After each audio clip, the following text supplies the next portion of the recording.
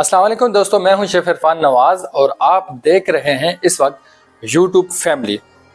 दोस्तों आज की वीडियो में हम बात करने जा रहे हैं कि कौमी 3, कौमी 2 और कौमी 1 के मतलब बहुत से मुझे कमेंट्स आए, बहुत से मुझे मैसेजेस आए कि कौमी 3, कौमी 2 और कौमी 1 के जॉब के लिए जब इंटरव्यू देने जाते हैं तो उस इंटरव्यू के हवाले से एक वीडियो बनाएं। तो आज की ये वीडियो आपके लिए बहुत ख़ास होने वाली है, तो वीडियो को ध्यान से शुरू से आखिर तक ज़रूर देखिएगा।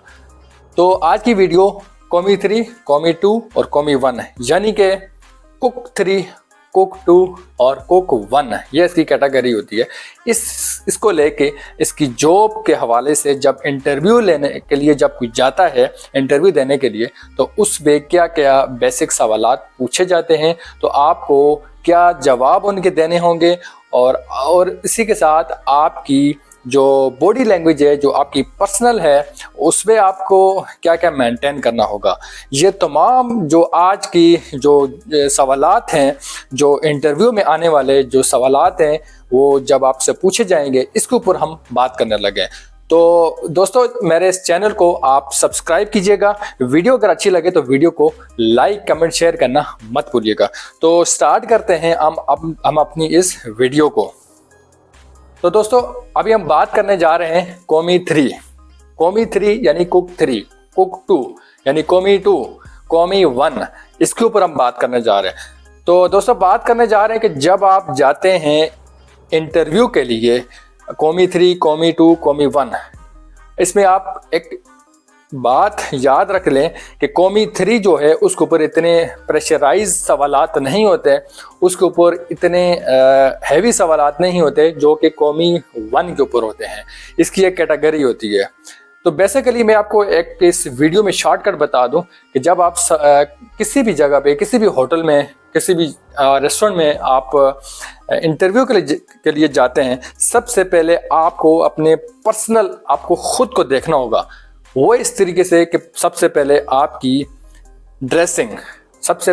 ड्रेसिंग देखी जाती है कि आपकी ड्रेसिंग कैसी। ऐसा नहीं कि आप इंटरव्यू देने के लिए जा रहे हैं, आपकी यहाँ पे हाफ बाजू शर्ट लगी हो, बटन आपके खुले हों, और अगर आपको ड्रेस शर्ट लगी हो, उसके ऐसा नहीं कि आपने उसकी जो ये बाजू ऐसे फोल्ड की हो यहाँ तक, तो ये एक तरीका बिल्कुल बहुत गलत तरीका है।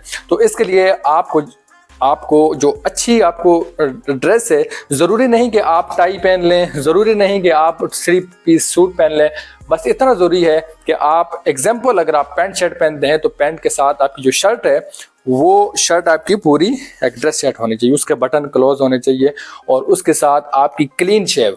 होटल में हमेशा क्लीन शेव वो ज़रूरी माना जाता है। आपकी क्लीन शेव होनी चाहिए, आपके बाल छोटे होने चाहिए और आपकी कंघी प्रॉपर होनी चाहिए, और इसी के साथ आपके नेल जैसा कि हाथ के नज़र आते हैं वो आपके प्रॉपर कटे होने चाहिए, और साफ़ सुथरा आप नहा धोकर जाइएगा। ये आपकी एक पर्सनल एक लुक देखी जाती है जो इंटरव्यू लेने वाला होता है। उसके बाद वो बात करता है आपके पर्सनल, ये तो लुक होगी, फिर पर्सनल आपसे सवालात करता है, व्हाट इज़ योर नेम, फिर वो पूछते हैं भाई आपकी क्या हॉबीज़ हैं, आप क्या क्या काम जानते हैं, और वो इस पर पूछ लेते हैं कि इस फील्ड से रिलेटेड एग्जांपल के चिलर का टेम्परेचर क्या है, और इसी के साथ फ्रिज का टेम्परेचर क्या है, फ्रोज़न चिलर का टेम्परेचर क्या है, और बॉयलिंग का टेम्परेचर क्या है, या फ्राइंग उसके ऊपर पूछ सकते हैं। तो इसी हवाले से वो कुछ डिशेस भी आपसे पूछ सकते हैं, आपसे बेसिक मदर सॉस पूछ सकते हैं, कुछ स्टॉक के हवाले से पूछ सकते हैं, और इसी तरीके से बुफे का पूछ सकते हैं कि कौन सा बुफा किस वक्त लगता है। एग्जांपल हाई टी का बुफे है, उसके अंदर आप क्या क्या डिशेस लगाएंगे। ऐसा नहीं कि जैसा हाई टी का बुफे है उसके अंदर आप ऑमलेट लगाना शुरू कर देंगे और इस तरह की चीज़ें लगाना शुरू कर दें, ये ब्रेकफास्ट है।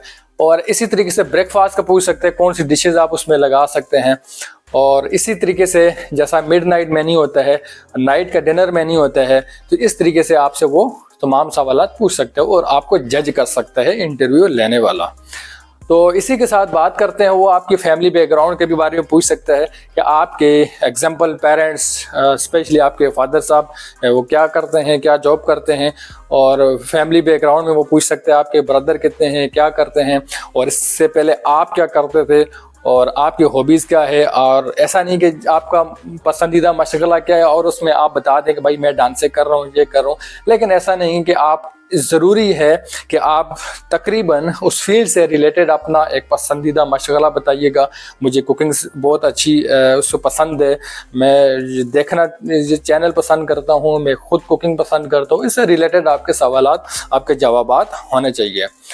تو ناظرین اسی کے ساتھ وہ آپ سے یہ بھی پوچھ سکتے ہیں، جیسا کہ ہیوی اگی قومی 1 ہیں، ان سے سوالات پوچھ سکتے ہیں کہ جیسا کہ بیسک کوکنگ میتھڈ پوچھ سکتے ہیں آپ کے. اس میں بہت سے میتھڈ ہوتے ہیں، جیسے کہ آپ سے پوچھ سکتے ہیں اسٹاک کے بارے میں، سوسز کے بارے میں، ٹیسٹ کے بارے میں، سیلڈ کے بارے میں، اور ڈشز کیسے کریٹ کی جاتی ہیں، اور کانٹیننٹل کیا ہے، کانٹیننٹل فوڈ کیا ہے، اور بہت سی اس طرح ہے. اور اس کے بعد پھر بات آتی ہے جب آپ کا انٹرویو جب کمپلیٹ ہوتا ہے تو پھر وہ آپ سے ٹرائل لیتے ہیں. ٹرائل میں آپ کا ضروری ہے 2 سے 3 ڈشز آپ بنائیں، زیادہ مت بنائیں، اور 2 سے 3 ڈشز صاف ستھری آپ فوڈ بنائیں، اور جیسا پورشن وائز ہوتا ہے آرڈر کے حساب سے اس طریقے سے آپ بنائیں.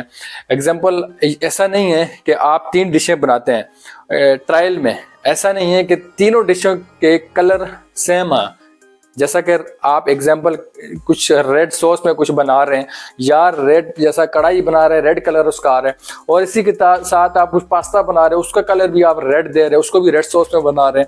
اور ایک اور کچھ ڈش آپ بنا رہے ہیں، سوپ بنا رہے ہیں، ایگزامپل ٹومیٹو سوپ بنا رہے ہیں، سب کا تینوں کا کلر اب آ گئے، ریڈ آ گئے.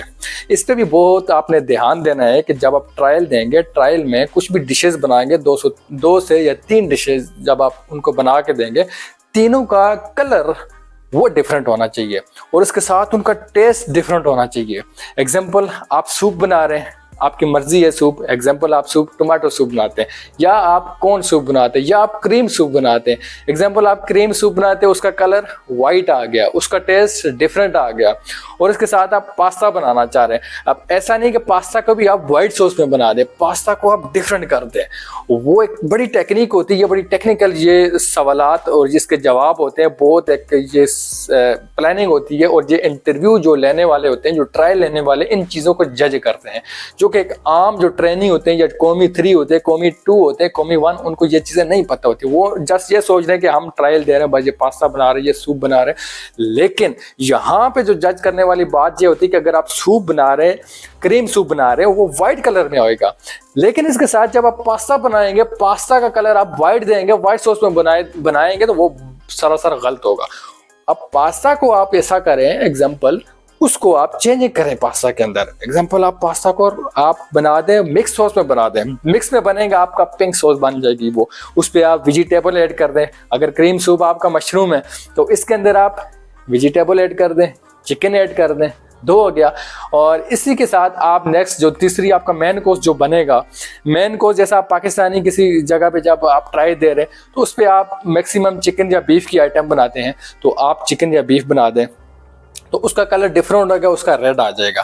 اب اس میں ایک اور دھیان دینے والی بات ہے کہ جیسا کہ آپ جب ٹرائل دیتے ہیں، آپ چکن سے ریلیٹڈ کچھ بناتے ہیں. ایگزامپل چکن سے ریلیٹڈ آپ کچھ بھی بناتے ہیں، چکن چلی ڈرائی بناتے ہیں، چکن منچورین بناتے ہیں، چکن فرائیڈ بناتے ہیں، KFC چکن ہے، اور اسی کے ساتھ گرل کرتے ہیں آپ چکن کو، چکن کڑھائی بناتے ہیں، چکن مغلائی بناتے ہیں، کچھ بھی بناتے ہیں، وہ چکن ہو گیا آپ کا، کچھ بھی ہے مین کورس میں. اب اسی کے ساتھ آپ پاستا بنا رہے ہیں، وہ بھی چکن کا بنا رہے ہیں، اس کے اندر بھی چکن ڈال رہے ہیں. اوکے، اب آپ سوپ بنا رہے ہیں، اس کے اندر بھی چکن ڈال رہے ہیں. آپ ایک سیلڈ بنا رہے ہیں، سیزر سلاد ایگزامپل بنا رہے ہیں، اس کے اندر بھی آپ چکن ڈال رہے ہیں. ایسا آپ مت کیجیے گا. یہ ٹرائل جو لینے والے ہوتے ہیں ان چیزوں کو جج کرتے ہیں کہ آپ نے 3 ٹرائل کے ٹائم پہ 3 آئٹم بنائے ہیں اور تینوں کے اندر آپ نے چکن ایڈ کیا. نہیں، یہ غلط ہے آپ کا. ایک ڈش کو چکن رکھیں، ایک ڈش کو ویجیٹیبل کے اندر کنورٹ کریں، ایک کے اندر آپ اس کو جسٹ سمپل رکھ دیں، یا اس کے اندر آپ کچھ بھی ایکسٹرا کچھ آپ کو جو اچھا لگتا ہے وہ ایڈ کریں. تینوں کے اندر چکن مت ایڈ کیجیے گا، تینوں کو ویجیٹیبل مت کیجیے گا، تینوں کو بیف میں کنورٹ مت کیجیے گا. یہ بہت آپ کو ضروری جو اس ٹرائل میں جو پیش آنے والی دقت ہے، یہ آپ کو اس کے اوپر دھیان کرنا بہت ضروری ہے. तो सबसे पहले मैंने बात की थी पर्सनल आपकी अपनी बॉडी लैंग्वेज है, आपकी अपनी ड्रेस है और आपकी क्लीन शेव। होटल के अंदर ये मस्ट होता है, ओके, क्लीन शेव। जब भी आप इंटरव्यू के लिए जाते हैं तो वो आपकी फर्स्ट लुक देखते हैं, आपकी क्लीन शेव हुई है, आपकी बाल कटिंग है, आपकी ड्रेस कैसी है, ये सब चीज़ें देखी जाती हैं। उसके बाद आपसे सवालात किए जाते हैं, आपका नाम क्या है, आपका फैमिली बैकग्राउंड क्या, आप इससे पहले क्या करते रहे, आप इस फील्ड में क्यों आना चाहते हैं, ये तमाम सवालात पूछे जाते हैं। तो दोस्तों मैं आपको बताता चलूँ, इस फील्ड में जब आपकी एग्जाम्पल हायरिंग हो जाती है तो आपसे एक और सवाल पूछा जाता है। वो सवाल जीएम जो होते हैं होटल के वो पूछते हैं और यहाँ से आप लोग फंस जाते हैं। क्यों, आप लोगों को पता नहीं होता। आज की इस वीडियो में मैं आपको बहुत एक टेक्निकल और एक बहुत इंफॉर्मेशन वीडियो शेफ को कॉमी 3, कॉमी 2, कॉमी 1 से रिलेटेड मैं आपको बताने लगा हूँ कि आपसे ये सवालात पूछे जा सकते हैं। सबसे जो मेजर सवाल है, ये तमाम तर आपके सवालात होने के बाद एक सवाल जो आपको फंसा सकता है, बाकी तमाम आपके क्लियर हैं, वो ये है कि आपसे ये पूछा जा सकता है कि आप कौन सी शिफ्ट में काम करना चाहेंगे। ये ज़रूरी पूछा जाता है। आप उसका क्या जवाब देंगे? कोई भी आपसे पूछता है कि आप कौन सी शिफ्ट में काम करना चाहेंगे। अब शिफ्टें कितनी होती है? मॉर्निंग, इवनिंग, नाइट, 3 शिफ्टें होती है। तो आपका क्या जवाब होगा? श्योर कि आपका जवाब होगा कि भाई मॉर्निंग में काम करूंगा या मैं इवनिंग में काम करना चाहूँगा। आपके जहन में चल रहा होगा चलो भाई मॉर्निंग इधर काम करूँगा, इवनिंग में मैं अपना कोई और काम करूँगा या फ्री होऊंगा, दोस्तों के साथ जाऊँगा, कुछ भी मैं एक्स्ट्रा एक्टिविटीज़ उस पर करूँगा। आपकी सोच होती है। लेकिन जब आप ऐसा जवाब देंगे मैं इस शिफ्ट में काम करना चाहूँगा, तो आप उसी वक्त रिजेक्ट या कुछ भी ऑब्जेक्शन आपके ऊपर लग सकता है। इसका जवाब ये है कि कोई भी आपसे जब पूछता है कि आप कौन सी शिफ्ट में काम करना चाहेंगे, उसका जवाब ये है कि भाई मुझे कोई शिफ्ट दे दें, मैं उसी शिफ्ट में काम करने के लिए रेडी हूँ, चाहे मॉर्निंग है, चाहे इवनिंग है, चाहे नाइट है।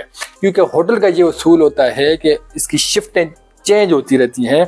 ये ज़रूरी नहीं है कि आपको एक ही शिफ्ट में डाला जाए, और ये ज़रूरी नहीं है कि आप उसकी चेंज भी होती रही। ये एक सवालात होते हैं, ये एक जज करने के लिए आपसे पूछा जाता है। आपका जवाब ये होना चाहिए कि भाई कोई सी शिफ्ट दे दें, मैं उस शिफ्ट में काम करने के लिए तैयार हूँ।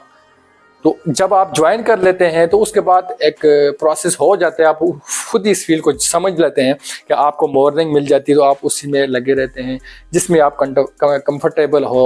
तो जाहिर सी बात है जब किचन में बंदा आता है रिस्पॉन्सिबिलिटी होती है।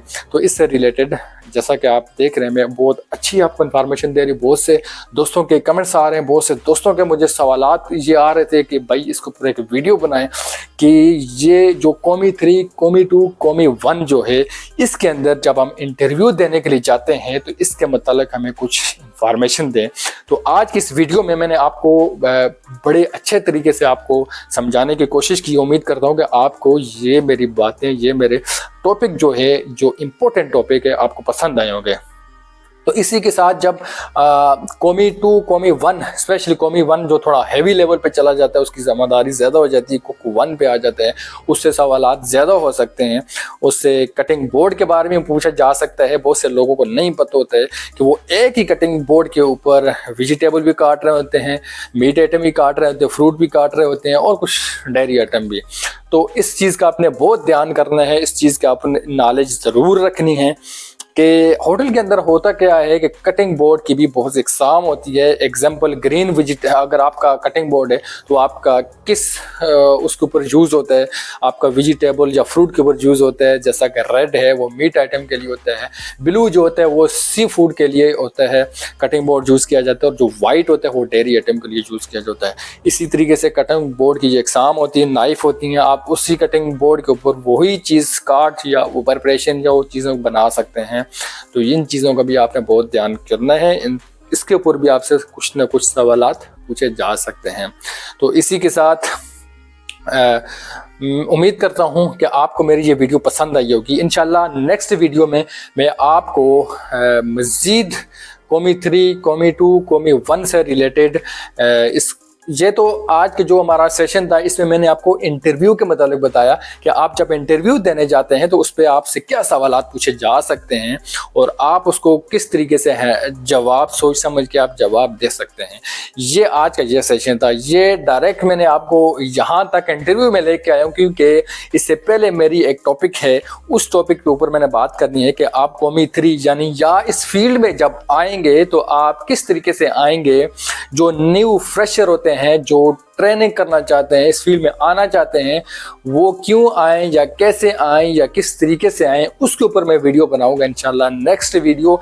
ये मैं डायरेक्ट वीडियो इसलिए बनाई कि आप दोस्तों के पास सब्र नहीं हो रहा था। आप दोस्तों ने कि बहुत कमेंट्स आ रहे थे कि भाई इंटरव्यू के लिए ऊपर वीडियो बनाएं, ताकि आप इस बात को मेरी गौर से समझ लें कि इंटरव्यू क्या आता है। आप इसके बाद इंशाल्लाह मैं नेक्स्ट वीडियो बनाऊंगा कि इस फील्ड में आप क्यों आएँ, कैसे आएँ और किस तरीके से आएँ, और आप जब आएंगे कितना टाइम पीरियड लगेगा, कि आप क्या क्या उस पर सीखेंगे या आपको क्या सिखाया जाएगा या आप क्या उस पर गौर करके उस चीज़ को सीखें आप, या कौन से आप किचन में जाएं, कौन सा काम सीखें आप, तो सब बातें इंशाल्लाह नेक्स्ट वीडियो में मैं आपको बताऊंगा। अब तक के लिए इजाज़त चाहिए। मेरे चैनल को सब्सक्राइब कीजिए, लाइक करिए, कमेंट्स कीजिएगा और शेयर ज़रूर कीजिएगा। तो दोस्तों इसी के साथ मैं आपसे इजाज़त चाहूँगा। पाकिस्तान जिंदाबाद।